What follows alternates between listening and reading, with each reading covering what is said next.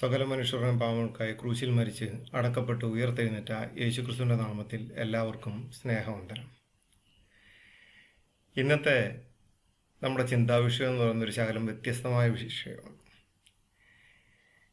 ഇപ്പോൾ പല ആൾക്കാരും പല രീതിയിലുള്ള വിവാഹ ജീവിതങ്ങളെപ്പറ്റി ചിന്തിക്കുമ്പോൾ ഇന്നത്തെ വിഷയം എന്ന് പറയുന്നത് ക്രിസ്ത്യാനികളായിട്ടുള്ളവർ അല്ലെങ്കിൽ വേദക്കാരെ മുസ്ലിങ്ങൾക്ക് നിക്കാഹ് കഴിക്കാമോ എന്നുള്ളതാണ്. നിക്കാഹും വിവാഹവും തമ്മിൽ വ്യത്യാസമുള്ളതിനാൽ അത് മറ്റൊരു സബ്ജക്റ്റാണ്. എങ്കിലും നമുക്ക് ഈ വിഷയത്തിലും അതിലൂടെ ഒന്ന് കയറി വരും. പലരും പറയുന്നത് നിക്കാഹ് കഴിക്കുന്നുണ്ട്, എന്താ കുഴപ്പം? അവരിഷ്ടമുള്ള ആളെ നിക്കാഹ് കഴിച്ചോട്ടെ, അതിലെന്താണ് കുഴപ്പം എന്ന് പല ആൾക്കാരും പല മുസ്ലിങ്ങളും എന്നോടും മറ്റുള്ളവരോടും എല്ലാം പറഞ്ഞിട്ടുണ്ട്. കാമിതാക്കളായിട്ടുള്ള ആൾക്കാരും എന്നോടും മറ്റുള്ളവരോടും പറഞ്ഞിട്ടുണ്ട്, ഞങ്ങൾ മതം നോക്കിയൊന്നുമല്ല ഇഷ്ടപ്പെട്ടിരിക്കുന്നത്, അല്ലെങ്കിൽ അവൻ അല്ലെങ്കിൽ അവൾ ഇസ്ലാമിനെ പറ്റി ഒന്നും അറിയാത്ത ആളാണ് എന്നൊക്കെ അവർ പറയും. അവരാദ്യം എന്ത് ചെയ്യും? നല്ല സുഹൃത്തുക്കളായി തീരും. അതിനുശേഷം പതുക്കെ അവർ ആശയത്തെ നമ്മുടെ കുട്ടികളിലേക്ക് ഇട്ടുകൊടുക്കും. നമ്മളൊരു ദൈവത്തിൽ വിശ്വസിക്കുന്നവരാണ്, ഈസ ഞങ്ങളുടെ പ്രവാചകനാണ്, യേശു നമുക്ക് ദൈവമാണ് എന്നൊക്കെ വേണ്ട പല കാര്യങ്ങൾ പറഞ്ഞുകൊണ്ട് നല്ല തേൻമുട്ടായിക്കകത്ത് വിഷം ചേർത്ത് നമ്മുടെ കുട്ടികളുടെ ഉള്ളിലേക്ക് ഇട്ടുകൊടുക്കാൻ അവർക്ക് ചെറുപ്പം മുതലേ നല്ല രീതിയിലുള്ള വിദ്യാഭ്യാസം, അതിനുള്ള പ്രത്യേകതരമായിട്ടുള്ള വിദ്യാഭ്യാസം അവർക്ക് ലഭിച്ചുകൊണ്ടിരിക്കുന്നതാണ്.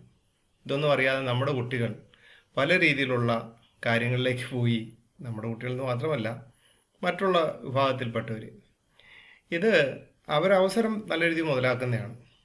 ഒരു മുസ്ലിമായ സ്ത്രീയോ പുരുഷനോ ആരും ആയിക്കോട്ടെ, അവർ കുഞ്ഞുങ്ങളായിരിക്കുമ്പോഴേ ഖുർആൻ പഠിക്കാൻ നിർബന്ധിതരാകും.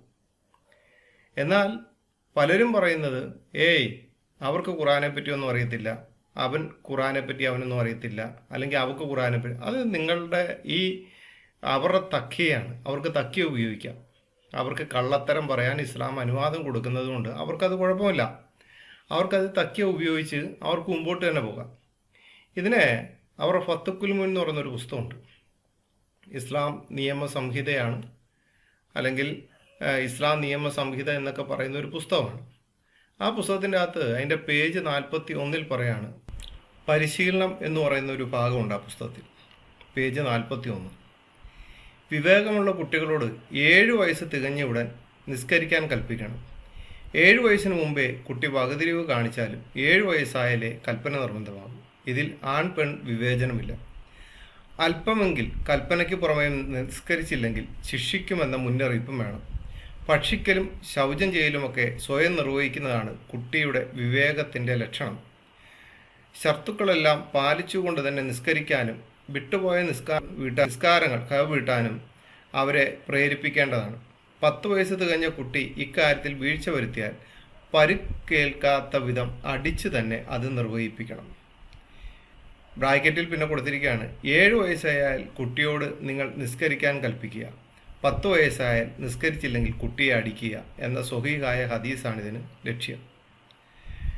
മാതാപിതാക്കൾ, പിതാമഹൻ, പിതാമഹി എന്ന ശൃംഖലയിൽപ്പെട്ടവർ, അവരില്ലെങ്കിൽ മറ്റ് രക്ഷകർത്താക്കൾ, അടിമക്കുട്ടിയാണെങ്കിൽ അത് അവൻ്റെ ഉടമ എന്നിവർക്കാണ് കൽപ്പിക്കാനും ശിക്ഷിക്കാനുമുള്ള ബാധ്യത. കുട്ടിയുടെ കഴിവനുസരിച്ച് നോമ്പും ഇവരെ ശീലിപ്പിക്കണം. ഇത് ഇപ്പോൾ നിങ്ങൾക്ക് കാര്യം മനസ്സിലായെന്ന് ഞാൻ വിശ്വസിക്കുന്നു.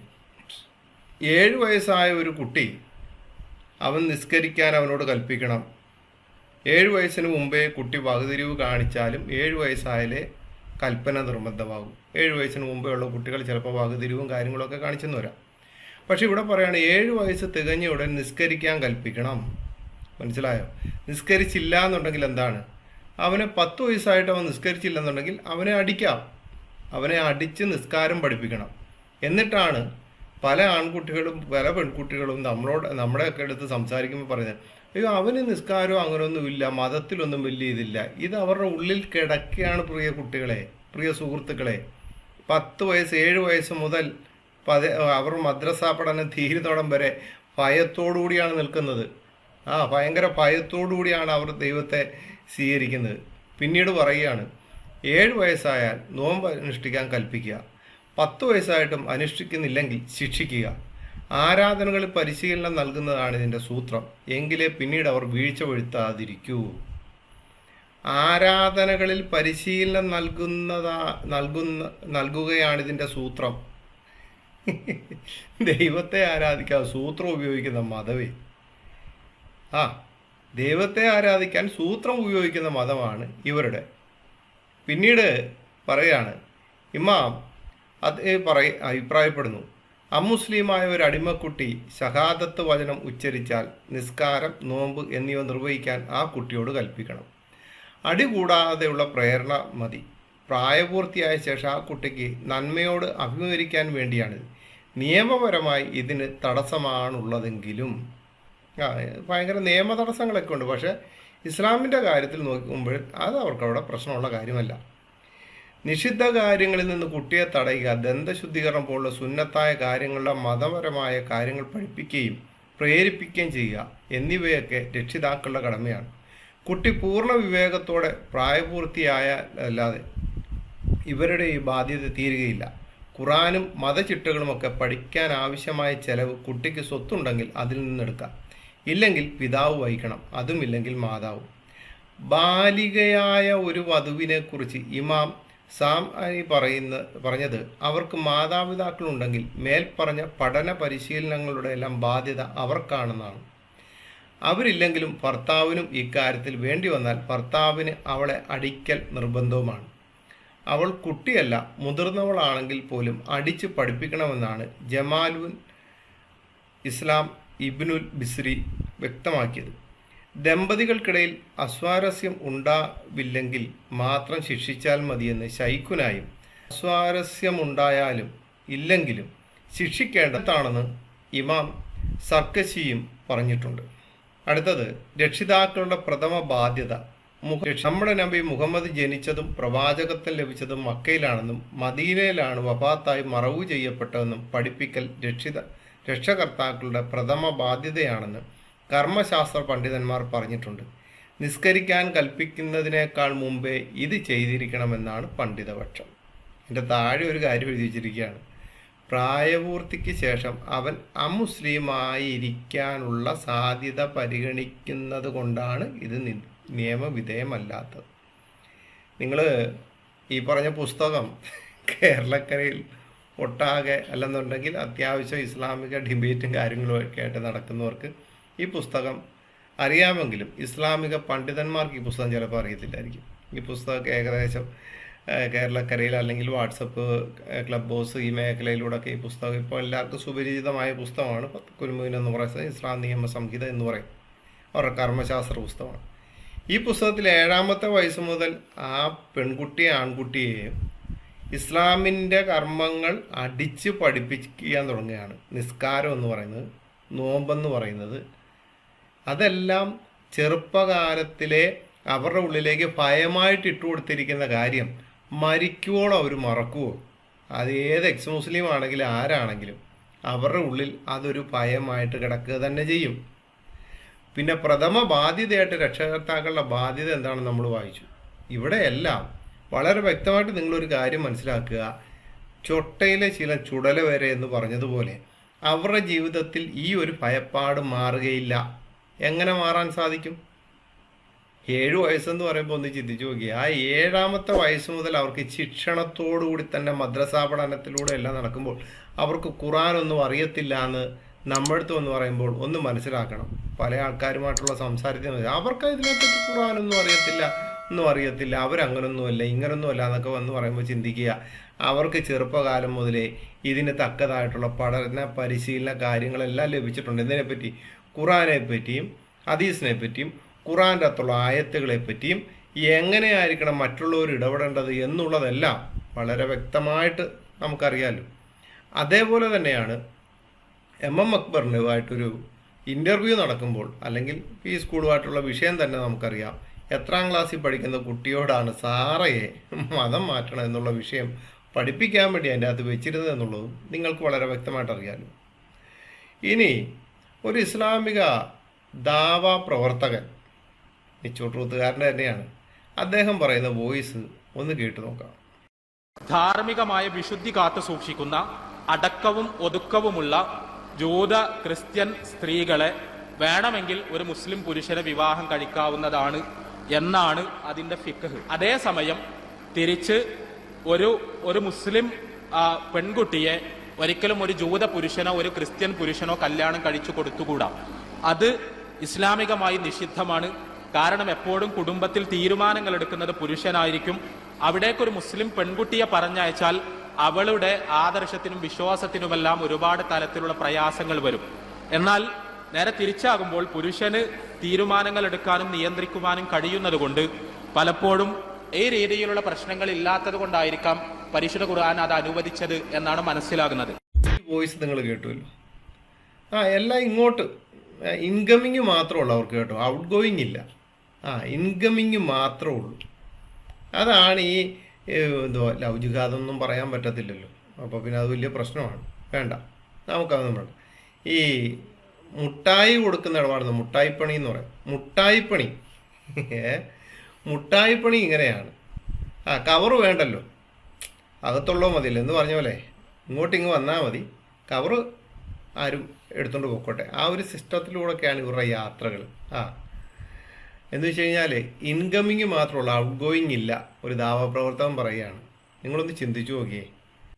ഖുറാൻ്റെ അകത്ത് 5-ാം അധ്യായൻ്റെ 51, സത്യവിശ്വാസികളെ യഹൂദരെയും ക്രൈസ്തവരെയും നിങ്ങൾ ഉറ്റമിത്രങ്ങളായി സ്വീകരിക്കരുത്. അവരാകട്ടെ അന്യോന്യം ഉറ്റമിത്രങ്ങളാണ് താനും. നിങ്ങളിൽ നിന്ന് ആരെങ്കിലും അവരെ ഉറ്റമിത്രങ്ങളായി സ്വീകരിക്കുന്ന പക്ഷം അവരും അവരിൽ പെട്ടവൻ തന്നെയാണ്. അക്രമികളായ ആളുകളെ അള്ളാഹു നേർവഴിയിലാക്കുകയില്ല തീർച്ച. ഈ 7 വയസ്സ് മുതൽ നിസ്കാരവും മദ്രസ പഠനവും ഒക്കെ നടത്തിക്കൊണ്ടിരിക്കുന്ന ഒരാൾക്ക് ഖുറാൻ്റെ അകത്ത് ഈ ആയത്ത് അറിയത്തില്ലേ? ഖുറാൻ്റെ അകത്ത് ഈ ആയത്ത് അറിയത്തില്ല എന്നാണോ നിങ്ങളുടെ ധാരണ? ഖുറാൻ്റെ അകത്ത് ഈ ആയത്തറിയാം. യഹൂദരെയും ക്രൈസ്തവരെയും ഉറ്റമിത്രങ്ങളായി സ്വീകരിക്കരുത് എന്ന് അവർക്ക് ഖുറാനിൽ ഒരു കൽപ്പന ഉണ്ടായിരിക്കെ ഈ ക്രിസ്ത്യാനികളായിട്ടുള്ള പെൺകുട്ടികളെ ആൺകുട്ടികളെ ഇവർ പ്രേമിക്കുന്നതിൻ്റെ അവസ്ഥ എന്താണ്? അവർ ഖുറാന് പുറത്താണോ അകത്താണോ എന്ന് നിങ്ങൾ തന്നെ ചിന്തിക്കുക. ഇങ്ങനെ ഈ പ്രേമിച്ചു ഇത് ചെയ്യുന്നവരെല്ലാവരും ആദ്യമേയൊക്കെ പറയാറുണ്ട് മതം മാറേണ്ട ആവശ്യമൊന്നുമില്ല എന്ന്. പിന്നീട് നോക്കുമ്പോൾ തലേ തട്ടുവിട്ടും ഇടത്തോട്ട് മുണ്ടു കൊടുത്തും തലേ തൊപ്പി വെച്ചിട്ടുണ്ട്. അതെന്തേ? അത് അവിടെ ചെന്നപ്പോൾ അങ്ങനെ ആയിപ്പോയി. ഇസ്ലാമിൽ ഈ വേദക്കാരായിട്ടുള്ളവരെ നിക്കാഹ് കഴിക്കാൻ പറ്റുമെന്നുള്ളത് പിന്നീട് നമുക്ക് മനസ്സിലാവും. ഇവിടെ യഹൂദരെയും ക്രൈസ്തവരെയും ഉറ്റമിത്രങ്ങളായി സ്വീകരിക്കരുത്, മിത്രങ്ങളായി സ്വീകരിക്കരുത് എന്ന് പറയുമ്പോൾ ഇങ്ങനെയുള്ള കാര്യത്തിനൊന്നും കുഴപ്പമില്ല. അവരാകട്ടെ അന്യോന്യ ഉറ്റമിത്രങ്ങളതാണ്. നിങ്ങളിൽ നിന്ന് ആരെങ്കിലും അവരെ ഉറ്റമിത്രങ്ങളായി സ്വീകരിക്കുന്ന പക്ഷേ അവനും അവരിൽ പെട്ടവനാണെന്ന് പറയുമ്പോൾ പിഴച്ചവനാണെന്നാണ് പറയുന്നത്. ഫാത്തിഹയ്ക്കകത്ത് 7-ാമത്തെ ആയത്തിൽ വഴിപിഴച്ചവരും കോപത്തിനിരയായവരും എന്ന് പറയുന്നത് കോപത്തിനിരയായവർ യഹൂദന്മാരെയും ക്രൈസ്തവരെ പിഴച്ചവരുമായിട്ട് കൂട്ടുമ്പോൾ ഈ പിഴച്ചവരുടെ കൂട്ടത്തിൽ പെടാൻ വേണ്ടി ഒരു മുസ്ലിമും തയ്യാറാകത്തില്ല. പക്ഷെ അവർ തക്കിയ ഉപയോഗിച്ച് നമ്മുടെ അടുത്തേക്ക് വരുന്നുണ്ട്. അടുത്തതിൻ്റെ 5, അധ്യായം 5, അതിൻ്റെ 5-ാമത്തെ ആയത്ത്, സൂറ 5-ന്റെ 5.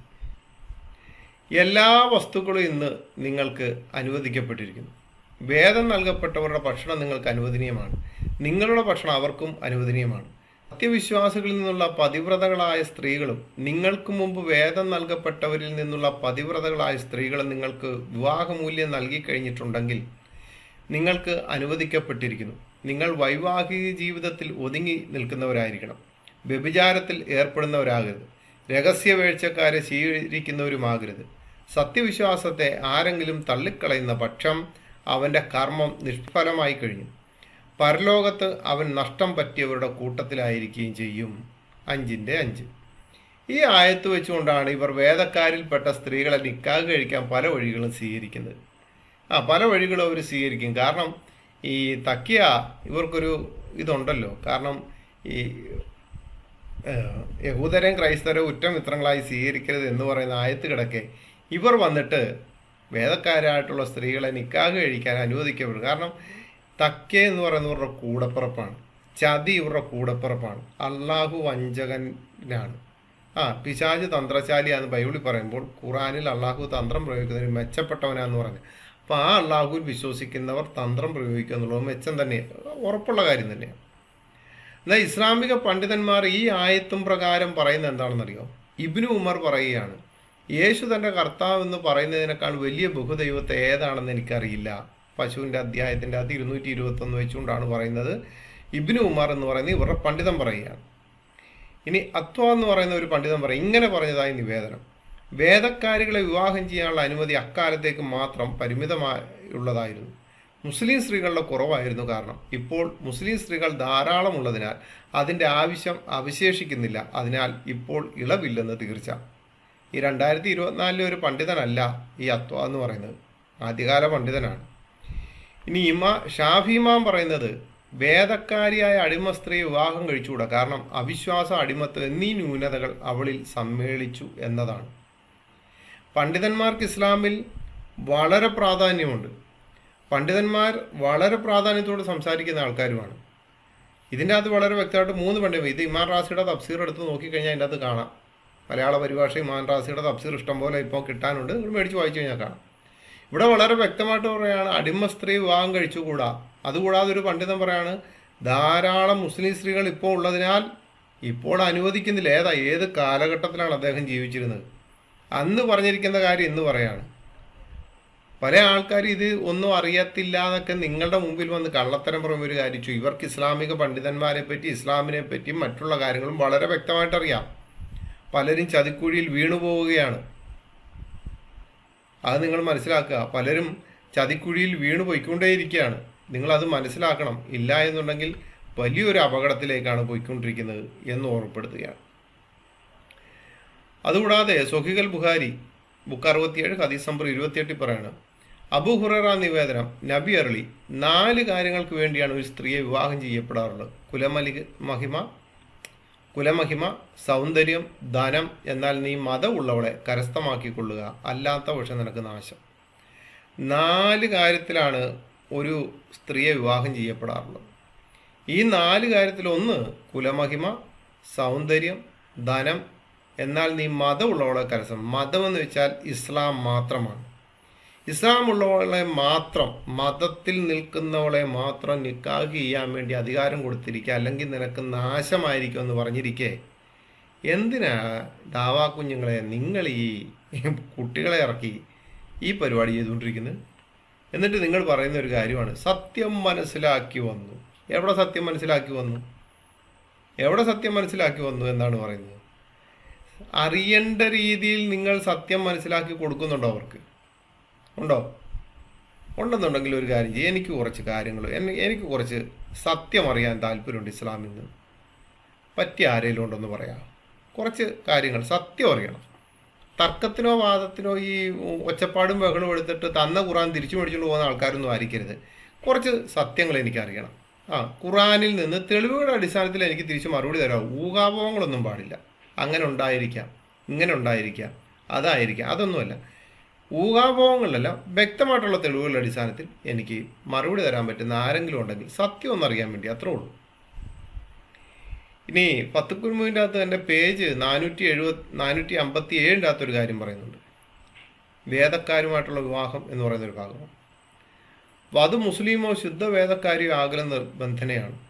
അവർ ദിമ്മി ആയാലും കരം തരുന്നവർ ഹർബി ആയാലും ശത്രുപക്ഷത്തുള്ള നിക്കാഹ് സാധുവാകും. പക്ഷേ കറാഹത്തുണ്ട്. ഇതനുസരിച്ച് ഇസ്രായേലി സ്ത്രീയെ വിവാഹം ചെയ്യണമെങ്കിൽ അവരുടെ പിതാക്കന്മാരിൽ ആ മതം സ്വീകരിച്ച ആദ്യ വ്യക്തി ഈസാ നബിൻ്റെ നിയോഗത്തിന് ശേഷമാണത് സ്വീകരിച്ചതെന്ന് അറിയപ്പെടാതിരിക്കണം. മാറ്റത്തിരുത്തലുകൾക്ക് ശേഷമാണെങ്കിലും. ഇസ്രായേലി അല്ലാത്ത സ്ത്രീയാണെങ്കിൽ പൂർവ്വപിതാവിൻ്റെ മതപ്രവേശനം ഈസാ നബിൻ്റെ നിയോഗത്തിന് മുമ്പാണെന്ന് അറിയപ്പെടണം. ഭേദഗതി സംഭവിച്ചതിന് ശേഷമാണെങ്കിൽ തിരുത്തൽ വിധേയമായത് ത്യജിച്ചതായും അറിയപ്പെടണം. ഈ മാറ്റത്തിരുത്തലുകൾക്ക് ശേഷമാണെന്നൊക്കെ പറഞ്ഞുകൊണ്ട് ഈ പണ്ഡിതന്മാർ പൊട്ടിന് വീരിടുന്നതൊക്കെ പല സ്ഥലത്തും എഴുതി വെക്കാറുണ്ട്. ഈ മാറ്റത്തിരുത്തൽ, എന്ത് മാറ്റത്തിരുത്തലുകൾ ഉണ്ടായെന്ന് ഈ പറയുന്നത്? മാറ്റത്തിരുത്തലുകൾ ഉണ്ടായ പുസ്തകമാണെന്നുണ്ടെങ്കിൽ പിന്നെ തന്നെ മുഹമ്മദ് അതേ കൈവച്ച് ഈ ഇറക്കിയവരിലും ഇതിലും വിശ്വസിക്കുന്നുണ്ടെന്ന് പറഞ്ഞ്, അങ്ങനെയാണെന്നുണ്ടെങ്കിൽ മുഹമ്മദ് ഏറ്റവും വലിയ തക്കിയാണെന്ന് നിങ്ങൾ പറയേണ്ടി വരും. ഇത് ഇറക്കിയവരിൽ ഇതിലും ഞാൻ വിശ്വസിക്കുന്നു എന്ന് പറഞ്ഞുകൊണ്ട് എന്തിനാണ് മാറ്റത്തിരുത്തലുകളെന്ന് നിങ്ങൾ പുട്ടിന് വീരയിടുന്നവർക്ക് സദാസമയം പറഞ്ഞുകൊണ്ടിരിക്കുന്ന പുസ്തകത്തെ കൈവച്ച് പുള്ളി സത്യം ചെയ്ത്? അപ്പം നിങ്ങൾക്ക് ഈ ഒരേ സമയം ഈ ഇരുമുഖ പരിപാടിയാണ്. ഇരുമുഖൻ, മനസ്സിലായോ? ഒരേ സമയം 2 വശത്തിലൂടെ സംസാരിക്കുന്ന ആൾക്കാരാണ് നിങ്ങൾ. ഇനി അതിൻ്റെ താഴെ ഒരു ഭാഗത്ത് എഴുതി വെച്ചിരിക്കുകയാണ്, മൂന്നാമതായിട്ട് മുസ്ലിം ഭരണകൂടത്തിന് വഴിപ്പെട്ട് നിശ്ചിത നികുതി ഒടുക്കുന്നതിനാൽ ഇമാം സംരക്ഷണ വാഗ്ദാനം നൽകുന്നവരാണ് ദിമ്മി. ഭരണകൂടത്തെ അംഗീകരിക്കാതെ എതിരാളികളായി കഴിയുന്നവർ ഹർബി എന്നും അറിയപ്പെടുന്നു. വേദക്കാരെ വിവാഹം ചെയ്യാമെന്നുള്ള നിയമത്തിൻ്റെ മറവിൽ ഇന്നത്തെ ജൂത ക്രൈസ്തവരെ വിവാഹം ചെയ്യാൻ കഴിയില്ല, നിബന്ധനകൾ ഒക്കുന്നില്ല എന്നതുകൊണ്ടാണിത് എന്ന് വളരെ വ്യക്തമായിട്ട് അതിൻ്റെ താഴെ എഴുതി വെച്ചിരിക്കുകയാണ്. ഇന്നത്തെ ജൂത ക്രൈസ്തവരെ വിവാഹം ചെയ്യാൻ കഴിയില്ല, പിന്നെ എന്തിനാണ് ജൂത ക്രൈസ്തവരെ നിക്കാഹ് കഴിക്കാൻ വേണ്ടി നിങ്ങൾ തന്നെ അതിനെ സപ്പോർട്ട് ചെയ്യുന്നത്? നിങ്ങൾ തന്നെ എന്തിനാണ് അതിനെ സപ്പോർട്ട് ചെയ്യുന്നത്? നിങ്ങളുടെയൊക്കെ പുസ്തകത്തിൽ തന്നെയല്ലേ ഇത് എഴുതി വെച്ചിരിക്കുന്നത്. അങ്ങനെ ഒരു വിവാഹബന്ധം നടത്തുകയാണെന്നുണ്ടെങ്കിൽ നിങ്ങൾ അതിനെ ഒഴിവാക്കണം പണ്ഡിതന്മാരെ. നിങ്ങൾ പറയണം നമുക്കിത് അംഗീകാരമുള്ളതല്ല. നിങ്ങളുടെ ആൾക്കാർ തന്നെയല്ലേ ഇതിനെ സപ്പോർട്ട് ചെയ്യുന്നത്. ശരിയല്ലേ? ഇനി ഇസ്ലാമിക് ഹിസ്റ്ററി, ഇസ്ലാമിക ചരിത്രങ്ങൾ, അറിവുകൾ എന്നൊക്കെ പറഞ്ഞുകൊണ്ട് ഒരു ഫേസ്ബുക്ക് പേജുണ്ട്. അതിൻ്റെ അകത്ത് ഓഗസ്റ്റ് 3, 2017 പ്രേമവിവാഹത്തെപ്പറ്റി ഒരാൾ ചോദിച്ചിരിക്കുകയാണ്. അവിടെ പ്രേമവിവാഹത്തെപ്പറ്റി ചോദിച്ചിരിക്കുന്ന കാര്യത്തിൽ ഒരാൾ മറുപടി കൊടുക്കുകയാണ്. സ്നേഹം പരിശുദ്ധമാണ്, പുണ്യമാണ്. അതിൻ്റെ ഉറവിടം മനസ്സും സ്നേഹിക്കുമ്പോൾ അതിൻ്റെ വസന്തം പൂത്തുലയുന്നു, സന്തോഷമുണ്ടാകുന്നു, സുഖം ലഭിക്കുന്നു. പക്ഷെ പ്രേമം അത് പാപമാണ്, നിഷിദ്ധമാണ്. വിവാഹം സ്വപ്നം കാണുന്ന പെൺകുട്ടി അത് അർഹിക്കുന്ന രൂപത്തിൽ നടക്കണം. അതിന് മാത്രമേ ജീവനുള്ളൂ. പ്രേമവിവാഹം മരിക്കുന്നു, അസ്തമിക്കുന്നു. സഹോദരിക്കൊരു ചോദ്യമുണ്ടാകും, സ്നേഹിച്ചു വിവാഹം കഴിച്ചുകൂടെയെന്ന്. തിരിച്ചൊന്ന് ചോദിക്കട്ടെ, വിവാഹം കഴിച്ചതിന് ശേഷം സ്നേഹിച്ചുകൂടെ? വിവാഹത്തിന് മുമ്പ് പ്രേമമെന്ന ലേബലിൽ സംഗമങ്ങളും സംസാരങ്ങളും സല്ലാപങ്ങളും അപകടമാണ്. അത്തരം കാര്യങ്ങളിൽ ഏർപ്പെട്ടാൽ ജീവിതം തുലയും. ഇതിൻ്റെ അവസാനത്തിൽ പ്രേമവിവാഹം കലഹമായ കഥ ചേർക്കാനുണ്ട്. പ്രേമവിവാഹത്തിൻ്റെ മുഖവരതൻ ഇസ്ലാം നിരാകരിക്കുന്നുണ്ടെന്ന് നീ മനസ്സിലാക്കണം. അന്യ സ്ത്രീ പുരുഷന്മാർ പരസ്പരം ദർശിക്കാൻ പാടില്ല, ഒറ്റയ്ക്കാവാൻ പറ്റില്ല, സ്പർശിക്കാനും ശൃംഗരിക്കാനും പാടില്ല തന്നെ. തിരുനബിയുടെ വചനം നോക്കൂ. നോട്ടം പിശാചിൻ്റെ വിഷലിപ്തമായ അസ്ത്രമത്രേ. പ്രേമം തുടങ്ങുന്നത് കണ്ണുകൊണ്ടാണ്, പിന്നെ പുഞ്ചിരി, അല്പം സംസാരം, ശേഷം സംഗമം, അവസാനം സല്ലാപം. പ്രേമത്തിന് തുടക്കമിടുന്ന അസ്ത്രം നോട്ടമാണ്. അതിൻ്റെ പിന്നിൽ പിശാചുണ്ടാകും. പിശാച് നമ്മെ ഉപദേശിക്കില്ല. ഈ വചനം കൂടി നോക്കൂ. 2 കണ്ണുകൾ, അവയുടെ വ്യഭിചാരം നോട്ടമാണ്. എന്നാൽ മറ്റൊരു നബിവചനവും കൂടി ഇവിടെ കൂട്ടിച്ചേർക്കണം. അന്യ സ്ത്രീ പുരുഷന്മാർ ഒരു സ്ഥലത്ത് ഒറ്റയ്ക്കായാൽ മൂന്നാമൻ പിശാചായിരിക്കും അവിടെ ഉണ്ടാകുക. അവസരമാണ് ആവശ്യത്തിൻ്റെ മാതാവ് എന്നാണ് മൊഴി. ഇത്തരം സംഗമങ്ങൾക്ക് വഴിയൊരുക്കുന്ന പ്രേമത്തിൻ്റെ കയത്തിലേക്ക് സഹോദരി കാലെടുത്ത് വെക്കരുത്. അവിടുത്തെ സഹോദരിമാർക്കും സഹോദരന്മാർക്കും വളരെ വ്യക്തമായിട്ട് അവരുടെ പണ്ഡിതന്മാരും വീടുകളിലും എല്ലാം എന്താണ് നല്ല ഉപദേശം കൊടുത്തിട്ടുണ്ട്.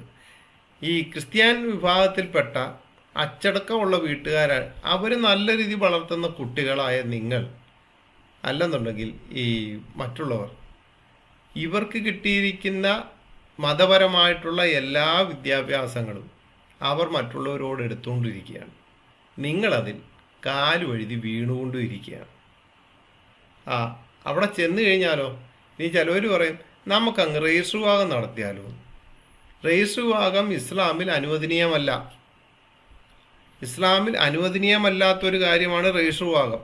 രജിസ്റ്റർ വിവാഹം കഴിഞ്ഞാൽ പിന്നെ ഒരു കുഴപ്പമില്ല. ചില ആൾക്കാർ അങ്ങനെയൊക്കെ പറഞ്ഞിട്ടുണ്ട്, ഞങ്ങൾ നേരത്തെ രജിസ്റ്റർ ചെയ്ത് വെക്കും, സമയമാകുമ്പോഴത്തേന് രജിസ്റ്റർ ചെയ്ത കോപ്പിയായിട്ട് നേരെ സ്റ്റേഷനിലേക്ക് ചെന്ന് പോലീസിനെയും പിടിച്ചുകൊണ്ട് നേരെ പെണ്ണിൻ്റെ വീട്ടിലേക്ക് പോകും. ഞങ്ങൾക്ക് അങ്ങനെയുള്ള പരിപാടിയൊക്കെ ഉണ്ടെന്നുള്ള വോയിസുകളൊക്കെ യൂട്യൂബിലൊക്കെ സെർച്ച് ചെയ്ത് കഴിഞ്ഞാൽ കിട്ടും. ഇസ്ലാമിക ദാവ മേഖലയിലുള്ളവരൊക്കെ പറഞ്ഞത്. ഇവിടെ പ്രേമവിവാഹം അല്ലെങ്കിൽ രജിസ്റ്റർ വിവാഹം ഒരിക്കലും അനുവദനീയമല്ല എന്നുള്ളത് അബ്ദുൽ അസീസ് പൊന്മുണ്ടം ദിമ്മികളും ജിസ്സിയയും എന്ന് പറയുന്ന ഒരു പുസ്തകത്തിൻ്റെ ഭാഗം 2 എഴുതിയിരിക്കുകയാണ്. കാമുകനും കാമുകിയും തീരുമാനിച്ച് നടത്തുന്ന രജിസ്റ്റർ വിവാഹത്തിന് ഒരിക്കലും ഇസ്ലാം അനുവാദം നൽകുന്നില്ല. പിന്നെ ഈ രജിസ്റ്റർ വിവാഹവും നിങ്ങൾ നടത്താറുണ്ടല്ലോ പല സ്ഥലങ്ങളിലും. എവിടെ? പല രജിസ്റ്റർ ഓഫീസുകളിലും ഈ രജിസ്റ്റർ വിവാഹത്തിൻ്റെ കാര്യങ്ങൾ ചെയ്തിടുമ്പോൾ പെൺകുട്ടിയെ ആൺകുട്ടിയെ നീ മനസ്സിലാക്കുക, ഇന്നല്ലെങ്കിൽ നാളെ കറിവേപ്പില പോലെ എടുത്തു കളയാൻ പറ്റും. രജിസ്റ്റർ വിവാഹം ഇസ്ലാമിൽ അനുവദനീയമല്ല എന്നുള്ളത് തന്നെയാണ് പറയുന്നത്. ഇനി നിക്കാഹും വിവാഹവും തമ്മിൽ വ്യത്യാസമുണ്ടെന്ന് ഞാൻ നേരത്തെ പറഞ്ഞു. എന്താണ് നിക്കാഹ് അല്ലെങ്കിൽ വിവാഹം? വിവാഹത്തെപ്പറ്റി ഇവിടെ ഫത്തുക്കുൽ എന്ന് പറയുന്ന പുസ്തകത്തിൻ്റെ അകത്ത് തന്നെ പറഞ്ഞിരിക്കുന്ന ഒരു കാര്യമാണ്. അവിടെ പറഞ്ഞിരിക്കുന്നത് വിവാഹം എന്നൊക്കെ ഹെഡിങ് കൊടുത്തിട്ടുണ്ടെങ്കിലും അവിടെ വളരെ വ്യക്തമായിട്ട് പറയുകയാണ്, ഒരുമിക്കുക, മേളിക്കുക എന്നീ അർത്ഥങ്ങളാണ് ഭാഷാപരമായി നിക്കാഹ് എന്ന പദത്തിനുള്ളത്. മരങ്ങൾ ആടിയുലഞ്ഞ് പരസ്പരം കൂടിക്കലരുന്നതിന് തനാഖഹദിൽ അസ്ജാർ എന്നു പ്രയോഗിക്കാറുണ്ട്. ഇൻകാഹ്, തസ്വീജ് എന്നീ പദങ്ങൾ ഉപയോഗിച്ച് സംഭോഗം അനുവദനീയമാക്കുന്ന ഇടപാടാണ് സാങ്കേതിക അർത്ഥത്തിൽ നിക്കാഹ്. ഈ പദം വിവാഹ ഇടപാടിനും സംഭോഗത്തിനും ഉപയോഗിക്കാറുണ്ടെങ്കിലും ഒന്നാമത്തേത് നേരർത്ഥവും രണ്ടാമത്തേത് സൂചനാർത്ഥവുമാണ്. വിവാഹം എന്ന് പറയുന്നത് ഏത് രീതിയിലും മാന്യമായിട്ടുള്ള ഒരു കാര്യമാണ്. അത് വിശുദ്ധ വേദപുസ്തകത്തിലും വളരെ വ്യക്തമായിട്ട് പറയുന്നുണ്ട്. ഇവിടെ സംഭോഗത്തിന് ഉപയോഗിക്കുന്ന പദമാണ്. സംഭോഗം, നിക്കാഹ് എന്ന് പറഞ്ഞാൽ സംഭോഗം എന്ന് മാത്രമേ ഉള്ളൂ. ഇപ്പം നിക്കാഹിന് പോയി ഫുഡ് കഴിച്ചോറ കാര്യം ഒന്ന് ആലോചിച്ച് നോക്കി. നിക്കാഹ് എന്ന് വെച്ച് കഴിഞ്ഞാൽ സംഭോഗം എന്ന് പറയുന്ന അർത്ഥം മാത്രമേ ഉള്ളൂ. ആ ഒരു സംഭോഗത്തിന് മാത്രം ഉപയോഗിക്കുന്ന ഒരു പുരുഷൻ അല്ലെങ്കിൽ സ്ത്രീ. എന്നാൽ വിശുദ്ധ വേദപുസ്തകം പറയുന്ന എബ്രായ ലേഖനം 13-4, വിവാഹം എല്ലാവർക്കും മാന്യവും കിടക്ക നിർമ്മലവും ആയിരിക്കട്ടെ, എന്നാൽ ദുർനടപ്പുകാരനെയും വ്യഭിചാരികളെയും ദൈവം വിധിക്കും. വളരെ വ്യക്തമായിട്ട് പറയുകയാണ് അവിടെ. ഈ കാര്യങ്ങൾ വളരെ വ്യക്തമായിട്ട് വിശുദ്ധ വേദപുസ്തകത്തിൻ്റെ അടിസ്ഥാനത്തിൽ ഉണ്ടായിരിക്കെ അവിടെ രജിസ്റ്റർ വിവാഹം അനുവദനീയമല്ല എന്ന് വേണ്ട പല കാര്യങ്ങളും അവിടെ അനുവദനീയമല്ല എന്നുള്ളത് നിങ്ങൾ മനസ്സിലാക്കുക. എന്നെ കേൾക്കുന്നവർ ഇത് മനസ്സിലാക്കുക. ഇത് നിങ്ങളുടെ കുട്ടികളുടെ, നിങ്ങളുടെ ഭവനങ്ങളിൽ ഇതൊക്കെ ഒന്ന് കേൾപ്പിക്കുന്നത് വളരെ നല്ലതായിരിക്കും എന്ന് ഞാൻ പറയുന്നു. ഒരു വീട്ടിലും ഇനി ഒരു കരച്ചിൽ ഉണ്ടാകാതിരിക്കാൻ വേണ്ടി തന്നെയാണ്. അടുത്ത ഒരു എപ്പിസോഡ് ചിലപ്പോൾ ചെയ്യാൻ ഞാൻ കാണൂല്ലോ എന്ന് എനിക്കറിയില്ല. ദൈവം അനുവദിച്ചു കഴിഞ്ഞാൽ അടുത്ത എപ്പിസോഡ് ഞാൻ ചെയ്യുന്നതായിരിക്കും. എന്താണ് ഇസ്ലാമിലെ വിവാഹിതരായിട്ടുള്ള സ്ത്രീകൾക്കുള്ള കാര്യങ്ങളെപ്പറ്റി ഭയങ്കരമായിട്ട് അവർ പറയുന്ന ഒരു കാര്യമാണ്, ഇസ്ലാമിൽ ജാതിയില്ല. ഇസ്ലാമിൽ ഒരു കാരണവശാലും വിവാഹത്തിനൊക്കെ ഒരു കുഴപ്പമില്ല, ആർക്കും ആരെ വേണം നിക്കാഹ് ചെയ്യാന്നൊക്കെ പറഞ്ഞൊരു ഭയങ്കര തള്ളു തള്ളുന്നതാണ്. ഫേസ്ബുക്കിലും യൂട്യൂബിലും വാട്സപ്പിലും ഒക്കെ ഞങ്ങൾ കുറേ കേട്ടിട്ടുള്ള ഒരു സംഭവമാണ്. ഇവർ പറയുന്നത് ഇസ്ലാമിൽ ജാതിയില്ല, ആർക്കും ആരെയും കെട്ടാന്നൊക്കെ പറഞ്ഞു വരുമ്പോൾ ഒരു കാര്യം മനസ്സിലാക്കുക, ഇവർ ലോക കള്ളത്തരമല്ലാതെ വേറൊന്നുണ്ട്. ഞാൻ എപ്പോഴും പറയുന്നൊരു കാര്യമാണ്, ഇവർ ഭക്ഷണം കഴിക്കാനും കള്ളത്തരം പറയാനും മാത്രമേ ഇവർ നാക്ക് തിരിക്കത്തുള്ളൂ, അല്ലെ വാതുറക്കത്തുള്ളൂ. ഇവരുടെ പുസ്തകങ്ങളിനകത്ത് തന്നെ എഴുതി വെച്ചിട്ടുണ്ട് ഇസ്ലാമിലെ ആർക്കൊക്കെ ആരൊക്കെ വിവാഹം കഴിക്കാൻ, വിവാഹമല്ല നിക്കാഹ് കഴിക്കുക എന്നുള്ളത്. അതിൽ ഈ ഫത്തുൽ മുഈൻ എന്ന് പറയുന്ന പുസ്തകത്തിൽ തന്നെ എഴുതി വെച്ചിരിക്കുകയാണ്, ഇസ്ലാമിൽ ഒന്നോ അതിലധികമോ തലമുറ പാരമ്പര്യമുള്ളവർക്ക് പുതു മുസ്ലിം യോജിക്കില്ല. പുതു മുസ്ലിം എന്ന് വെച്ച് കഴിഞ്ഞാൽ ഈ 2024 ശഹാദത്ത് കലിമ ചൊല്ലി അങ്ങോട്ട് ചെല്ലുന്നവനാണ് പുതു മുസ്ലിം, അല്ലെങ്കിൽ 23 ചെല്ലുന്നതാണ് പുതു മുസ്ലിം. അതിപ്പോൾ ഇസ്ലാമിൽ ഒന്നോ അതിലധികമോ തലമുറ പാരമ്പര്യമുള്ളവർക്ക് പുതു മുസ്ലിം യോജിക്കില്ല. ഏത് കാര്യത്തിൽ? നിക്കാഹിൻ്റെ കാര്യത്തിൽ. ഇസ്ലാമിൽ 3 പ്രതു പരമ്പരയുള്ളവർക്ക് 2 പിതാവിൻ്റെ പാരമ്പര്യമുള്ളവർക്കും കുഫല്ല. ഇങ്ങനെയാണ് കർമ്മശാസ്ത്ര പണ്ഡിതന്മാർ വ്യക്തമാക്കിയിട്ടുള്ളത്. എന്നാൽ ഇവർ തമ്മിൽ യോജിക്കുമെന്ന് ഒരഭിപ്രായം ഖാളി, അബൂ തയ്യിബും മറ്റു പണ്ഡിതരും ഉദ്ധരിച്ചിട്ടുണ്ട്. ഇമാം റുയാനി അതിന് സ്വീകാര്യത നൽകുകയും ഉബാബ് എന്ന ഗ്രന്ഥത്തിൻ്റെ കർത്താവ് അഹമ്മദുൽ മുസജ്ജദ് ഇക്കാര്യം അസഗ്നമായി പറയുകയും ചെയ്തിരിക്കുന്നു. തരം താഴ്ന്ന ജോലികളുമായി ബന്ധമില്ലാത്തവൾക്ക് അത്തരം ജോലികളിൽ ഏർപ്പെടുന്നവർ അനുയോജ്യനാവില്ല. അന്തസ്സിന് കളങ്കം വരുത്തുന്ന ജോലികളാണ് ഇവിടെ വിവക്ഷ. വരനോ പിതാവോ കൊമ്പ് വെക്കുന്നവനോ തൂപ്പുകാരനോ ഇടയനോ ആണെങ്കിൽ തയ്യൽക്കാരൻ്റെ മകൾക്ക് യോജിക്കില്ല. തയ്യൽക്കാരൻ പലചരക്ക് വ്യാപാരിയുടെയും വസ്ത്രവ്യാപാരിയുടെയും മകൾക്ക് ഇണയൊത്തവനല്ല. പലചരക്ക് വ്യാപാരിയും വസ്ത്രവ്യാപാരിയും സത്യസന്ധനായ ഖാളിയുടെയും പണ്ഡിതൻ്റെയും മകൾക്കും പൊരുത്തമുള്ളവരല്ല. പേജ് 478 വളരെ വ്യക്തമായിട്ട് എഴുതി വച്ചിരിക്കുക. വ്യക്തമായിട്ട് തന്നെ എഴുതി വെച്ചിട്ടുണ്ട്. ആ പുസ്തകം PDF നിങ്ങൾക്ക് പ്ലേ സ്റ്റോറിൽ കിട്ടും. അല്ലാതെ തന്നെ പല സ്ഥലങ്ങളിലും ആ സുഹൃത്തുക്കളായിട്ടുള്ളവരോട് ചോദിച്ചു കഴിഞ്ഞാൽ പുസ്തകം കിട്ടും. അതിൻ്റെ അകത്ത് വിവാഹം എന്ന് പറയുന്ന ഭാഗത്ത് എഴുതി വെച്ചിട്ട് വിവാഹം എന്ന് പറയുന്ന ഭാഗം കഴിഞ്ഞ് നമ്മൾ വായിച്ചു വരുമ്പോൾ അവിടെ എഴുതി വെച്ചിരിക്കുന്ന കാര്യമാണ്. അപ്പോൾ ഇവർ പറയും ഒരു കാരണവശാലും ഇസ്ലാമിൽ ജാതി ചിന്തയില്ല, ഒരുപോലാണ്, കറുത്തവനെയും വെളുത്തവനെയും ഒരുപോലെയാക്കുകയാണ്. തൂപ്പുകാരൻ്റെ ആൾക്ക് തയ്യൽക്കാരൻ്റെ മകളെ യോജിക്കുകയില്ല എന്നൊക്കെ പറയുമ്പോഴത്തേന് ഇതിൻ്റെ അകത്ത് പിന്നെ എന്ത് ചിന്തയാണ്? ഇപ്പോൾ തൂപ്പുകാരനൊരു ജാതിയോ, തയ്യൽക്കാരനൊരു ജാതിയോ, വസ്ത്രവ്യാപാരി വേറൊരു ജാതിയോ, സ്വർണ്ണക്കടക്കാരൻ വേറൊരു ജാതിയോ, തങ്ങൾ വേറൊരു ജാതിയോ? നിങ്ങളുടെ ഇടയിൽ എത്ര വിഭാഗമുണ്ട്? ഇതിലേത് വിഭാഗത്തിലേക്കാണ് നിങ്ങൾ ഈ ആൺകുട്ടികളെയും പെൺകുട്ടികളെയും കൊണ്ടുവന്നത്? അതൊന്ന് പറയാമോ? ഏത് വിഭാഗത്തിലേക്കാ? തയ്യൽക്കാരൻ്റെ വിഭാഗത്തിലേക്കോ, വ്യാപാരിയുടെ വസ്ത്രവ്യാപാരിയുടെ വിഭാഗത്തിലേക്കോ, പലചരക്കുകാരൻ്റെ വിഭാഗത്തിലേക്കോ, തൂപ്പുകാരൻ്റെ വിഭാഗത്തിലേക്കോ, ഇടയൻ്റെ ഇതിലേക്കോ, ഏതിലേക്കാണ് നിങ്ങൾ ഈ കൊണ്ടുപോകുന്നത്? നിങ്ങളിതെല്ലാം കൂടെ മറച്ചു വെച്ചിട്ട് എന്ത് കാര്യം? ഈ പുരുഷനും സ്ത്രീയൊക്കെ മുസ്ലിം ആകുമല്ലോ. അപ്പോൾ ഈ മുസ്ലിം ആകുന്ന കാര്യത്തിന്മേൽ അവിടെയും ഭേദക്കാരികളാണെന്നുണ്ടെങ്കിൽ അവർക്ക് ഏത് സമയത്ത് വേണമെങ്കിലും ലൈംഗിക ബന്ധത്തിൽ ഏർപ്പെടാം, ഒരു കുഴപ്പമില്ല. ഭേദക്കാരിയാണെന്നുണ്ടെങ്കിൽ ഏത് സമയത്ത് വേണമെങ്കിലും അവർക്ക് ബന്ധപ്പെടാം, അതിലൊന്നും ഒരു കുഴപ്പമില്ല. അങ്ങനെ അവരുടെ പണ്ഡിതന്മാർ തന്നെ പറയുന്നുണ്ട്. അബ്ദുൽ സലാം സുല്ലമി ഇസ്ലാമിലെ അനുഷ്ഠാന മുറകൾ എന്ന് പറയുന്ന പുസ്തകം അബ്ദുൽ സലാം സുല്ലമി എഴുതിയ ഇസ്ലാമിലെ അനുഷ്ഠാന മുറകൾ പേജ് 325-26 വായിക്കുമ്പോൾ അവിടെ കാണാം, പുരുഷൻ ആദ്യം മുസ്ലിം ആവുക, ശേഷം സ്ത്രീ മുസ്ലിം ആവുക. ഈ 3 അവസ്ഥയിലും ഇവർക്ക് ദമ്പതിമാരായി ജീവിക്കാൻ പുതിയ വിവാഹത്തിൻ്റെ ആവശ്യമില്ല. അവരുടെ മതത്തിൻ്റെ അടിസ്ഥാനത്തിൽ നടന്ന വിവാഹത്തെ ഇസ്ലാം അംഗീകരിക്കുന്നതാണ്. അവർ തമ്മിലുള്ള വിവാഹബന്ധത്തെ അവരോ കാളിയോ എന്ന് വെച്ച് കഴിഞ്ഞാൽ വിധികർത്താവ് ദുർബലപ്പെടാതിരിക്കുമ്പോൾ ആണ് ഈ അംഗീകാരം ഇസ്ലാം നൽകുന്നത്. എന്നാൽ സ്ത്രീ ആദ്യം മുസ്ലിമായാൽ അമുസ്ലിമായ തൻ്റെ ഭർത്താവുമായി ലൈംഗിക ബന്ധം സ്ഥാപിക്കാൻ പാടില്ല. ഇതുപോലെ പുരുഷൻ ആദ്യം മുസ്ലിമായാൽ അമുസ്ലിമായ തൻ്റെ ഭാര്യയുമായി ലൈംഗിക ബന്ധം സ്ഥാപിക്കാൻ പാടില്ല. വേദക്കാരിയാണെങ്കിൽ വിരോധമില്ല. മനസ്സിലായോ? വേദക്കാരിയാണെങ്കിൽ വിരോധമില്ല. അമുസ്ലിമായ തൻ്റെ ഭർത്താവുമായി ലൈംഗിക ബന്ധം സ്ഥാപിക്കാൻ പാടില്ല. കാരണം ഇവർ മുസ്ലിം ആയി കഴിഞ്ഞാൽ പിന്നെ ബഹുദൈവ വിശ്വാസികൾ മുഴുവനും അശുദ്ധരാണല്ലോ. സ്ത്രീ മുസ്ലിമായി, പിന്നെ പുരുഷനാരായി? അശുദ്ധനാണ്. അവനും ശുദ്ധിയുള്ളവനായി മുസ്ലിമായിട്ട് കയറി വന്നെങ്കിൽ മാത്രമേ ശാരീരിക ബന്ധത്തിൽ ഏർപ്പെടാവൂ. ഇനി അതേപോലെ തന്നെ തിരിച്ചും അങ്ങനെ തന്നെ. ആദ്യം പുരുഷൻ മുസ്ലിമായി, തൻ്റെ ഭാര്യ മുസ്ലിം ആയില്ലെങ്കിൽ ലൈംഗിക ബന്ധം സ്ഥാപിക്കാൻ പാടില്ല.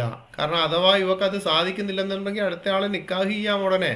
അല്ലെങ്കിൽ അവൻ ഇസ്ലാമിലേക്ക് വന്നില്ല, അവൾക്ക് വേണമെങ്കിൽ അവനെ ഒഴിവാക്കിയിട്ട് അടുത്ത ആളിനെ നിക്കാഹ് ചെയ്യാം. അവിടെ വലിയ ഇതൊന്നും ഇല്ലല്ലോ. ഈ തലാക്ക് ചെല്ലുക എന്ന് പറയുന്നതിന് വലിയ കാര്യമൊന്നും വേണ്ട. അങ്ങനെ വലിയ പ്രശ്നങ്ങളൊന്നുമില്ല. ഫോണിലൂടെ വരെ തലാക്ക് നടത്തിയിട്ടുണ്ട്. ഫോണിലൂടെ വരെ മൊബൈലിൽ വിളിച്ചിട്ട് 1-ാം തലാക്ക്, 2-ാം തലാക്ക്, 3-ാം തലാക്ക് നടത്തി വിട്ടിട്ടുണ്ട്. ഇവിടുന്ന് അങ്ങോട്ട് പോയവർക്കെല്ലാം ഏതവസ്ഥയാണെന്നുള്ളത് നമുക്ക് പിന്നീട് മനസ്സിലാവും. ഇനി അവിടെ ചെന്ന് കഴിഞ്ഞാൽ തിരിച്ചു വരാൻ പറ്റാത്തൊരു പ്രശ്നമുണ്ട്. അതൊരു ഖുർആനായത്ത് കിടപ്പുണ്ട്.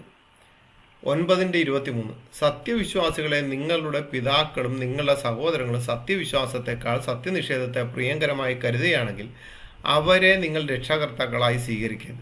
നിങ്ങളിൽ നിന്ന് ആരെങ്കിലും അവരെ രക്ഷകർത്താക്കളായി സ്വീകരിക്കുന്ന പക്ഷം അവർ തന്നെയാണ് അക്രമികൾ.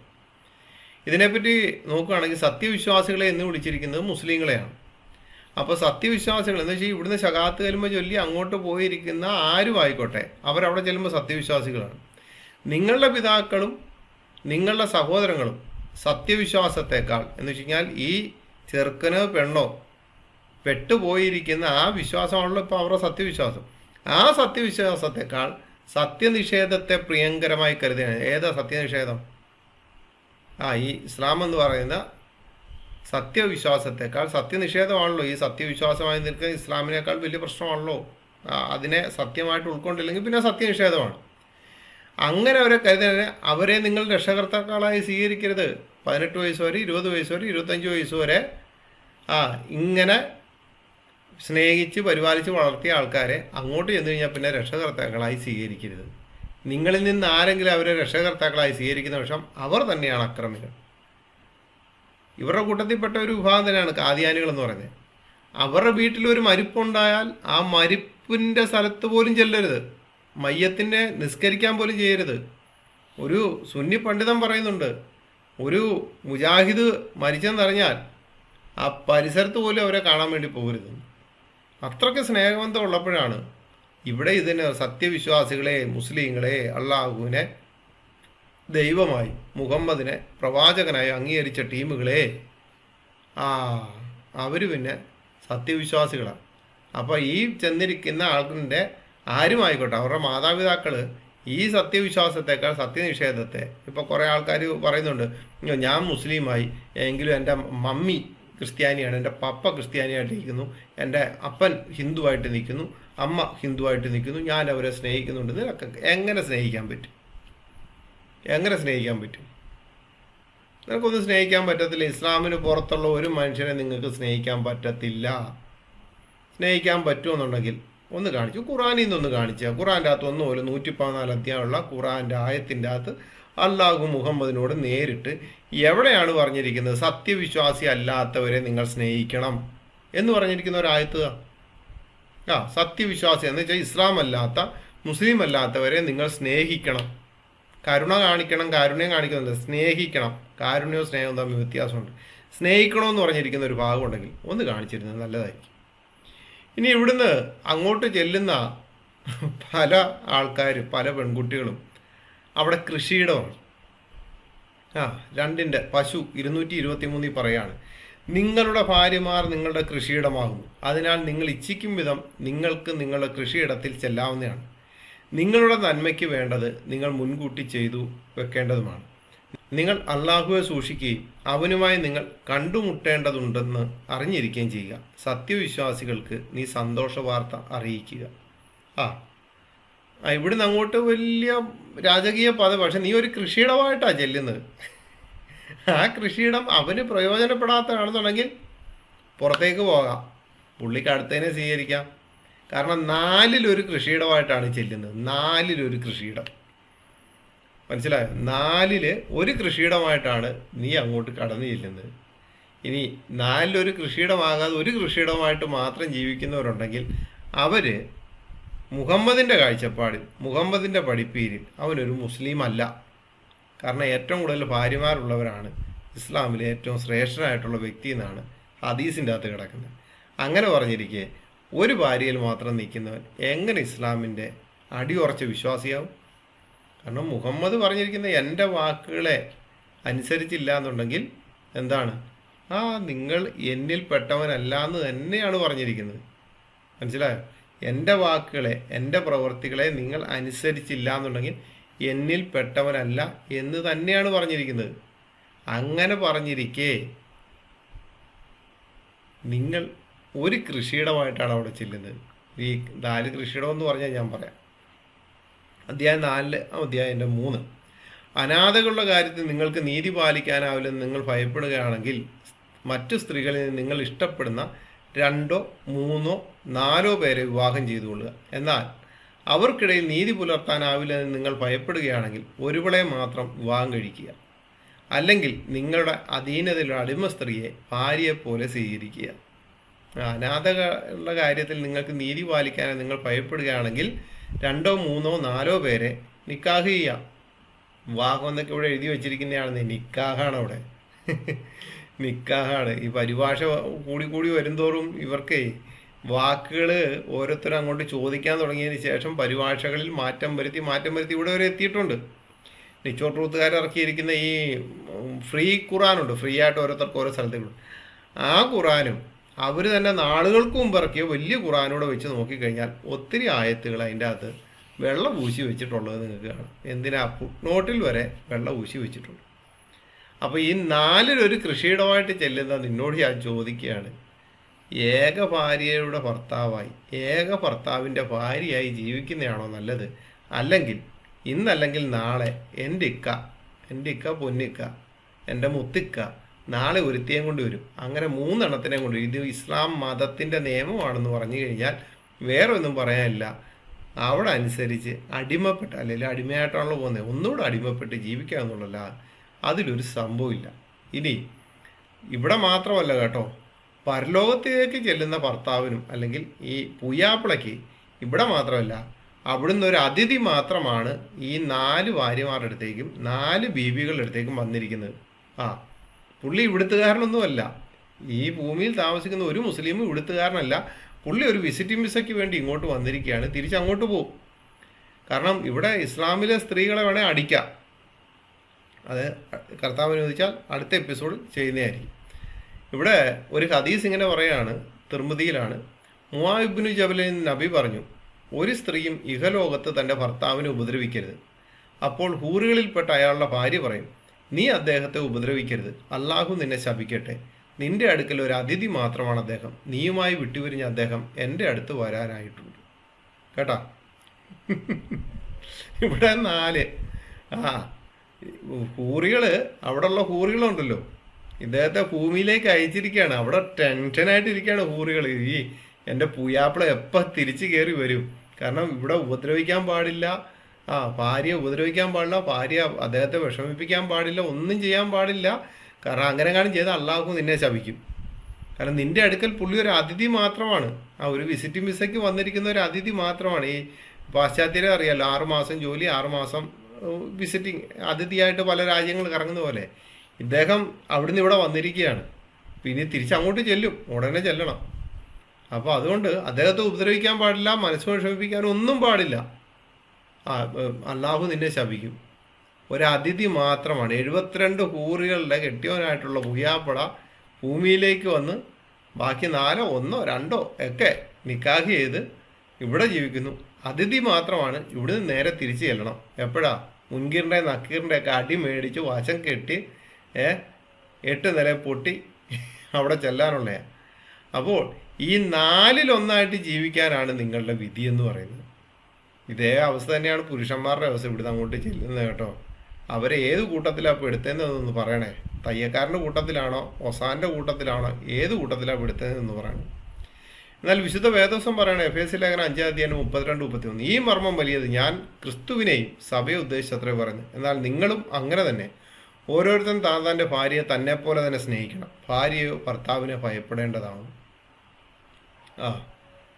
തന്നെപ്പോലെ തന്നെ സ്നേഹിക്കാൻ വേണ്ടി തന്നെയാണ് പറഞ്ഞിരിക്കുന്നത്. ഉൽപ്പത്തി പുസ്തകം 2:18, ഉൽപ്പത്തി പുസ്തകത്തിലാണല്ലോ ആദ്യ വിവാഹവും കാര്യങ്ങളും എല്ലാം ആദവും ഹവ്വായുമായിട്ടുള്ള ബന്ധമൊക്കെ നടക്കുന്നത്. നിങ്ങളുടെ ഖുറാനിൽ പറയുന്ന ആദവും ഖുറാനിൽ പറയുന്ന ഹവ്വായിട്ട് ഞങ്ങൾക്കൊരു ബന്ധമില്ല കേട്ടോ. അത് പ്രത്യേകം പറയുകയാണ്. ആദം സന്തതികളെ എന്നൊക്കെ വിളിച്ചിട്ടുണ്ട്. ആ ആദവുമായിട്ട് ഞങ്ങൾക്കൊരു ബന്ധവുമില്ല. അതല്ലാന്നുണ്ടെങ്കിൽ നിങ്ങൾ ഒന്ന് പറയണം, ആദവും ഞങ്ങളുമായിട്ടുള്ള ബന്ധം എന്താണ്.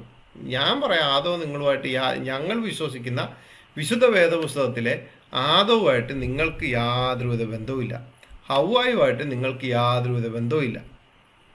CH മുസ്തഫ മൗലവി തന്നെ എഴുതി വെച്ചിട്ടുണ്ട്, നിലവിലുള്ള ജീവിവർഗത്തിൽ നിന്ന് ആദത്തിനെ തിരഞ്ഞെടുത്തു. കുരങ്ങിൽ നിന്നാണോ, പട്ടിയിൽ നിന്നാണോ, പൂച്ചയിൽ നിന്നാണോ, ആനയിൽ നിന്നാണോ എന്ന് നിങ്ങൾ തന്നെ CH മുസ്തഫ മൗലവിയോട് ചോദിക്കുക. ഇവിടെ വളരെ വ്യക്തമായിട്ട് ഉൽപ്പത്തി പുസ്തകം 2:18, അനന്തര യഹോവയായ ദൈവം മനുഷ്യൻ ഏകനായിരിക്കുന്നത് നന്നല്ല, ഞാൻ അവന് തക്കതായ ഒരു തുണ ഉണ്ടാക്കി കൊടുക്കുമെന്ന് അരുളി ചെയ്തു. എന്നെ കേട്ട വിശുദ്ധ വേദപുസ്തകത്തിൽ വിശ്വസിക്കുന്ന ഏത് വിഭാഗത്തിൽപ്പെട്ടവരും ആയിക്കോട്ടെ, നിങ്ങളോട് പറയാണ്, നിങ്ങൾക്ക് തക്കതായിട്ടുള്ളൊരു തുണയെ ദൈവം വിശുദ്ധ വേദപുസ്തകത്തിൻ്റെ അടിസ്ഥാനത്തിൽ ഒരുക്കി വെച്ചിട്ടുണ്ട്. അത് നിങ്ങളുടെ വീട്ടുകാർ തന്നെ ആലോചിച്ച് നല്ലത്. നിങ്ങൾ അതിക്രമങ്ങളിലേക്ക് പോയി ചാടി വീണ് 4-1 കൃഷിയിടമായി, അല്ലെങ്കിൽ ജയിലിലും മറ്റുള്ള സ്ഥലങ്ങളിലും പെട്ട് കിടക്കാതിരിക്കുന്നതാണ് ഏറ്റവും നല്ലത്. മനസ്സിലായോ? ഇപ്പോൾ ഇത്രയും ഇതിൽ നിന്ന് നിങ്ങൾക്ക് എന്ത് മനസ്സിലായി? ഒരു മുസ്ലിമും സത്യസന്ധമായി ജീവിക്കുന്ന 7 വയസ്സ് മുതൽ നിസ്കാരവും നോമ്പും കാര്യങ്ങളും എല്ലാം മദ്രസ പഠനവും എന്ന് വേണ്ട എല്ലാം നടത്തിയ ഒരു മുസ്ലിമിന് വേദക്കാരിയായിട്ടുള്ള ക്രിസ്ത്യാനികളായിട്ടുള്ള സ്ത്രീയോ പുരുഷനോ നിക്കാഹ് ചെയ്യാൻ പറ്റത്തില്ല. അതിൻ്റെ പുറമെ നിങ്ങളെ നിക്കാഹ് ചെയ്യുന്നുണ്ടെങ്കിൽ ഒരു കാര്യം ഉറപ്പിക്കുക, എന്തോ പണി തരാൻ വേണ്ടിയാണ്. അതുകൊണ്ട് എന്നെ കേട്ട നിങ്ങളോട് പറയുക, കേട്ട എല്ലാവരോടും പറയാനുള്ളത്, വിവാഹം എന്ന് പറയുന്നത് മാന്യമായിട്ടുള്ളൊരു കാര്യമാണ്. ആ വിവാഹം ക്രിസ്തീയ വിശ്വാസം അനുസരിച്ച് ചെറുക്കൻ്റെ കൈയും പെണ്ണിൻ്റെ കൈയൂടാണ് ചേർത്ത് കൊടുത്തുകൊണ്ട് അത് വിശുദ്ധ വിവാഹമായിട്ട് കൊണ്ടുവന്നത്. എന്നാൽ ഇസ്ലാമിൽ ചെറുക്കൻ്റെ കൈയും പെണ്ണിൻ്റെ അപ്പൻ്റെ കൈയൂടാണ് പിടിക്കുന്നത്. ഇനി പെണ്ണിൻ്റെ അപ്പനില്ലെങ്കിൽ അതിന് ഉത്തരവാദിത്തപ്പെട്ടാണ്. അപ്പോൾ പുരുഷനുമായിട്ടുള്ള ഒരു വിവാഹത്തിലാണ്, നിക്കാഹിലാണ് ഇതിൻ്റെ യോജിപ്പെന്ന് പറയുന്നത്. എന്നാൽ വിശുദ്ധ വേദോസത്തിൻ്റെ അടിസ്ഥാനത്തിൽ വളരെ വ്യക്തമായിട്ട് ചെറുക്കൻ്റെയും പെണ്ണിൻ്റെയും കൈയൂടെ യോജിപ്പിച്ചുകൊണ്ട് അവിടെ ആ ഒരു വിവാഹം മാന്യമായിട്ട് തന്നെ നടക്കുക. അത് ദൈവത്താൽ സ്ഥാപിതമായതാണ്. ദൈവത്താൽ നടത്തുന്ന പരിശുദ്ധവും പരിപാവനവുമായിട്ടുള്ള ഒരു കാര്യമാണത്. ഒരു മുസ്ലിമും ഒരു അന്യമതത്തിൽപ്പെട്ട ഒരു പെണ്ണിനെ പ്രേമിക്കാനോ കല്യാണം കഴിക്കാനോ പോവണ്ട. അതിന് പ്രത്യേക പ്രതിഫലമൊന്നുമില്ല. ഒരു ഹൈന്ദവ സ്ത്രീ ആവട്ടെ, അച്ഛനാകട്ടെ, അമ്മയാകട്ടെ, ക്രിസ്ത്യാനിയാകട്ടെ, അമ്മയാകട്ടെ, അച്ഛനാകട്ടെ, അവരുടെ മക്കളെ അവരുടെ മതവിധി അനുസരിച്ച് കല്യാണം കഴിപ്പിച്ച് വിടൽ അവരുടെ ജീവിതത്തിലെ സ്വപ്നമാണ്. എന്റെ ചെറുപ്പക്കാരെ, നിങ്ങൾ അതിന് തടസ്സപ്പെടുത്തരുത്. ഒരു പാവപ്പെട്ട അച്ഛനെയും അമ്മയെയും ദുഃഖിപ്പിക്കരുത്. അപ്പൊ പിന്നെ മതം വേണോ? വേണ്ടാത്തവരെതിരേലും പോവട്ടെ, നിങ്ങൾക്ക് യോജിച്ച നിങ്ങളുടെ മതത്തിൽപ്പെട്ട ആളുകളെ ആദർശപരമായി നിങ്ങൾ കല്യാണം ചെയ്യും. അവരുടെ സ്വപ്നങ്ങളെ നിങ്ങൾ തകർക്കരുത്. ചിലർ വന്നിട്ടൊരു ഉസ്താദ്, ഒരു ഹിന്ദു പെണ്ണുമായിട്ട് ഞാൻ പ്രേമത്തിലാണ്, അവളെ മുസ്ലിമാക്കി കല്യാണം കഴിക്കാൻ പോവാണ്. ഇസ്ലാമിൽ ഒരാളെ ഞാൻ കൊണ്ടുവന്നു, ഒരാളെ മുസ്ലിമാക്കിയില്ലേ ഉസ്താദ്? ആർക്ക്? എടാ, നീ മുസ്ലിമാക്കിയത് നിന്റെ കൂടെ കഴിയാൻ വേണ്ടിയല്ലേ, നിന്റെ നീയത്ത് വേറെയാണ്. അതിന് ഒരു പ്രതിഫലവും ഇസ്ലാമിലില്ല. അള്ളാഹിനെ കുറിച്ച് പറഞ്ഞു കൊടുത്തിട്ടോ ഖുർആൻ പഠിച്ചിട്ടോ ഒന്നും വന്നാലല്ലോ, നിനക്കൊന്ന് കെട്ടാൻ വേണ്ടി പൊന്നാനി കൊണ്ടുപോയതല്ലേ, അതിനല്ല മുസ്ലിം എന്ന് പറയാ. അങ്ങനെ ചെറുപ്പക്കാർക്ക് എന്തെങ്കിലും വിചാരം ഉണ്ടെങ്കിൽ അതിനകത്ത് ഒരു പ്രതിഫലവും ഇല്ല. ഉണ്ടോൻ പരി പറയാത്തത്. അതുകൊണ്ട് എല്ലാവരോടും ഞാൻ സ്നേഹത്തോടെ പറയുന്നത്, ഓരോ കുടുംബവും സമാധാനത്തിലാവണം. ഒരു വീട്ടിലൊക്കെ ഒരു ഹിന്ദുവായ അച്ഛനും അമ്മയും വളർത്തുന്ന കൊച്ചിനെ പ്രേമിച്ച് വളച്ചിറക്കി കൊണ്ടുവരിക, കൊണ്ടുപോയി കെട്ടുക, പിന്നെ അത് സമൂഹത്തിന് വിഷയമാവുക, ലവ് ജിഹാദ് എന്ന് പറഞ്ഞുണ്ടാക്കുക. ഇതൊക്കെ കാരണം ഇവിടെ പറഞ്ഞത് കേട്ടാ, ഒരു ക്രിസ്ത്യാനിയുടെയും ഒരു ഹിന്ദുവിൻ്റെയും മക്കളെ പ്രേമിച്ചുകൊണ്ട് വരരുതെന്ന് ഉസ്താക്കന്മാർക്കൊക്കെ വിവരം വെച്ച് തുടങ്ങി. പക്ഷേ ഈ പറയുന്നവർ അതേ രീതിയിൽ തന്നെ ഒന്ന് പ്രവർത്തിക്കുമായിരുന്നു നല്ലതായിരുന്നു. ഹാദിയയുടെ കേസിട്ടൊക്കെ ഇപ്പോഴും ഉണ്ടല്ലോ. ഹാദിയ വളരെ ശുദ്ധിയോടെ ജീവിക്കുന്നതെന്നൊക്കെ പറഞ്ഞ് അതവിടെ നിൽക്കട്ടെ. ഈ പറഞ്ഞ കാര്യം നിങ്ങൾ വളരെ ഗൗരവപൂർവ്വം എടുക്കണം. ലവ് ജിഹാദ് എന്നുള്ള കാര്യങ്ങളെല്ലാം തുടങ്ങുന്നത് ഇവരുടെ കൂട്ടത്തിൽ നിന്നാണ് ഉസ്താദ് പറഞ്ഞു വന്നത്. നിങ്ങൾക്ക് കാര്യം മനസ്സിലായെന്ന് വിശ്വസിക്കുന്നു. അവരുടെ ഇടയിൽ പോലും ഇത്തരം സംസാരങ്ങൾ ഉണ്ടായി തുടങ്ങിയിട്ടുണ്ട്. നമ്മുടെ ആൾക്കാരല്ലേ ഇത് ശ്രദ്ധിക്കേണ്ടത്? ശ്രദ്ധയോടെ പഠിച്ച് മാതാപിതാക്കൾക്കും മറ്റുള്ളവർക്കും നല്ല മാതൃകയായി, സഭയ്ക്കുമൊക്കെ നല്ല മാതൃകയായി, ഒരുപാട് സൺഡേ സ്കൂളിൽ ഒരുപാട് സ്ഥലങ്ങളിൽ ട്രോഫി മേടിച്ച കൊച്ച്, ഒരുപാട് സ്ഥലങ്ങളിൽ പാടാൻ പോയ ചെറുക്കൻ, സഭയിലും എല്ലാം നല്ല രീതിയിൽ ആക്റ്റീവായി നിന്നവർ, ഇങ്ങനെയൊക്കെയുള്ള തന്ത്രങ്ങളിൽ, പിശാചിൻ്റെ തന്ത്രമെന്ന് തന്നെ പറയത്തുള്ളൂ, തന്ത്രങ്ങളിൽ വീണുപോയിട്ട് ആ മാതാപിതാക്കളുടെ വിഷമവും ജീവിതവും നിങ്ങൾ ഒന്ന് ശ്രദ്ധ വെക്കുന്നത് വളരെ നല്ലതായിരിക്കും. ദൈവം അനുഗ്രഹിക്കട്ടെ.